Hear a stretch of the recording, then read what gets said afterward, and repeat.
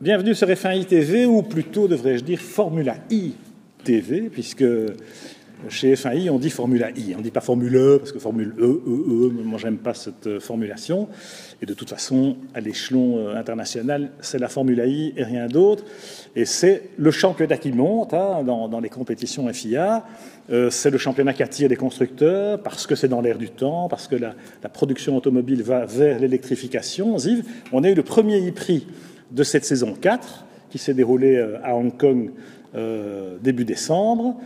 Et visiblement, voilà, il y a un plateau, il y a un nombre de pilotes exceptionnel, il y a des nouveaux constructeurs, il y en a d'autres qui arrivent. Donc le concept, on aime, on n'aime pas, mais en attendant, il force est de reconnaître que le championnat et la formule fonctionne. Oui, pour l'instant, moi, je suis très sceptique, voire un peu négatif, parce que c'est un peu comme un scalectrix. À l'époque, on jouait à la maison, et les voitures, bon, on leur donne des virages, des circuits Mickey Mouse, juste pour donner une impression de vitesse, mais sur un vrai circuit comme Spa-Francorchamps ou Suzuka, ça n'avancerait pas. Pour l'instant, je ne suis pas séduit. Seulement, je dois me rendre à l'évidence que tous les constructeurs s'y mettent, Jaguar, Renault, Nissan, j'en passe et des meilleurs, tout le monde est là. Donc, Audi, qui s'y connaît en hybride, en électrique, etc. Et c'est l'avenir. Donc les performances vont s'améliorer. Je regarde ça avec une attention. Les pilotes sont des pilotes très valables. Donc moi, je m'attends à ce que le spectacle s'améliore et que le fan que je suis va être séduit à terme, évidemment. Alors, ce qui est sûr, c'est qu'il y a un concept. Ce qui est sûr, c'est que Alejandro Agag a réussi son coup, le promoteur de cette Formule I, que la FIA, Jean Todt, a quand même eu aussi la volonté politique de porter ce championnat.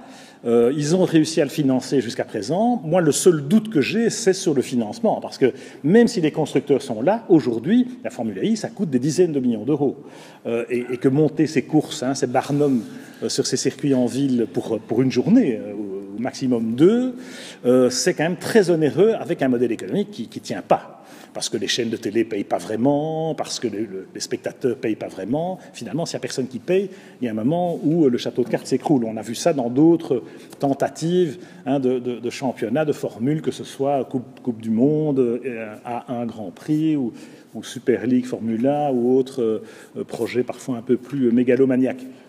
Ici, c'est quand même beaucoup plus réfléchi, beaucoup plus abouti. C'est visionnaire, vraiment.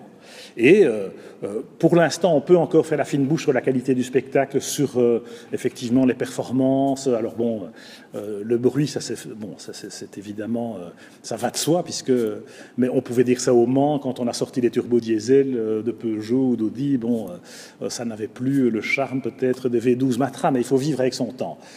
Voilà, donc pour moi le doute il est sur l'équilibre économique de la formule, mais le fait que les constructeurs soient là en masse, parce que là maintenant il y en a 7, 8, il va en avoir 10, 12, et pas des moindres comme tu dis, parce que Porsche et Mercedes qui arrivent, excusez du peu. Je suis bluffé par le niveau général du plateau, tu vois, la qualité des écuries, le personnel, les pilotes. C'est pas de la F1 du pauvre, c'est vraiment une alternative. Une vraie alternative, avec en plus, on parlait de financement, finalement c'est les mêmes actionnaires, puisque c'est indirectement le même groupe Liberty qui est l'actionnaire de référence de la Formule I, ce qui veut dire, Yves, qu'il n'y aura jamais non plus de confrontation ou de concurrence directe entre la F1 et la FE, comme on dit. Et je suis quand même très curieux de voir où on en sera dans 3-4 ans. Oui, la formule va évoluer, ça c'est sûr, et j'espère qu'on aura du spectacle. Maintenant, cette idée de course en ville, quand tu poses la question, tout le monde te dirait c'est absolument génial, la vue derrière, la Statue de la Liberté, il y a un circuit, c'est magnifique, etc. Mais moi, je crois que c'est une fausse bonne idée, Pierre, parce que j'étais à Paris, alors on avait tracé ce circuit là aux Invalides, et l'idée comme ça a l'air bonne et tout, mais finalement le 3/4 des riverains s'en foutent, les 3/4 des riverains râlent parce que les rues sont barrées, parce que les métros sont fermés. ça embête tout le monde. Moi, c'est un peu comme si on demandait à Usain Bolt de courir sur les Champs-Élysées pour attirer du public. Non, Usain Bolt, il doit être dans les stades et la Formule 1 doit être sur des circuits. Et que parfois les rares spectateurs, on l'a vu boucher par des panneaux publicitaires. Hein, c'était le cas, en tout cas, la première année de l'E-Prix de Paris. Je crois qu'ils ont compris qu'ils sont en train de le changer. Maintenant, tu sais, sur les Champs-Élysées, on fait l'arrivée du Tour de France. C'est quand même un grand spectacle, hein, même si c'est pas naturellement l'environnement d'une course cycliste. Ici, c'est peut-être pas naturellement l'environnement d'une course automobile, mais c'est le concept. Et alors, tu as raison, parce que moi, tu me dis que l'expérience que tu as vécue à Paris. Moi, j'étais par exemple à New York et à Montréal.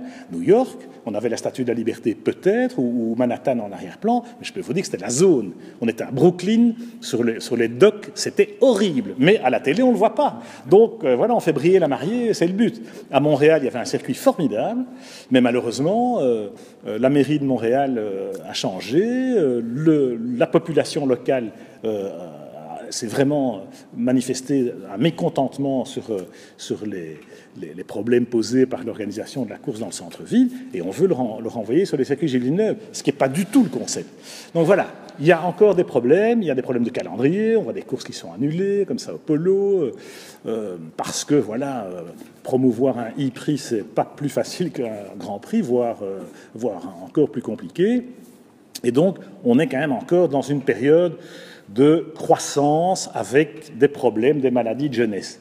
Mais la nouvelle voiture en saison 5, qui est magnifique, parce qu'elle est futuriste, elle a un look d'enfer et qu'elle va faire la distance d'une course sans devoir s'arrêter. Là aussi, sur le format des courses, ils vont devoir réfléchir, parce que malgré tout, ce pit-stop, ça apporte quelque chose dans le spectacle.